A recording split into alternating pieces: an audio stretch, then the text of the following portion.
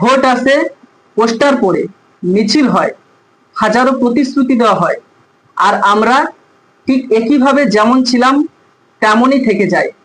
নমস্কার, আমি অতনু। আজকের এই ভিডিওতে বলবো যে আমাদের জনগণের দুর্দশার জন্য কি শুধুই প্রশাসন দায়ী, নাকি পুরো দায়টাই আমাদের?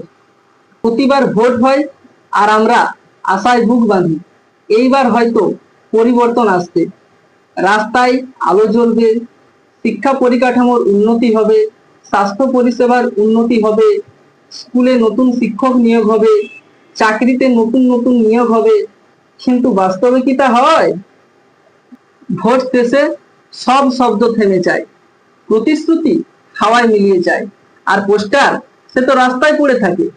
আর আমাদের মতো সাধারণ জনগণের জীবন দুঃখ, কষ্ট, হতাশা আগাছালো ভাবেই চলতে থাকে।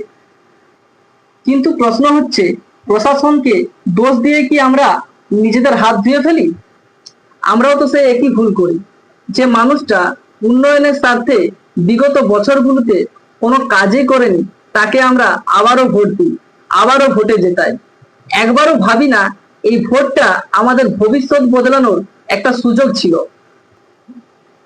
ধরুন, আপনার বাচ্চার স্কুলে যদি শিক্ষক না থাকে, আপনার মা যদি স্বাস্থ্য কেন্দ্রে গিয়ে ওষুধ না পায়, আপনার শিক্ষিত দাদা বা দিদি যদি বছরের পর বছর বেকার থাকে, অথবা যদি আপনি রাস্তায় চলতে গিয়ে গর্তে পড়ে যান, তাহলে পুরো দায়টাই কি প্রশাসনের, নাকি আমাদের সচেতনতার অভাব?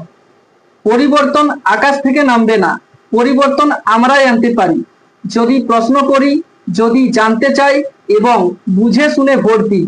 ভোট মানে শুধু আঙ্গুলে কালি লাগানো নয়, ভোট আমাদের আইনি অধিকার, এটা আমাদের কণ্ঠস্বর।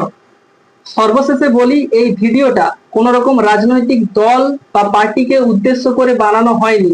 এই ভিডিওটা শুধুমাত্র সাধারণ জনগণকে সচেতন করার জন্য।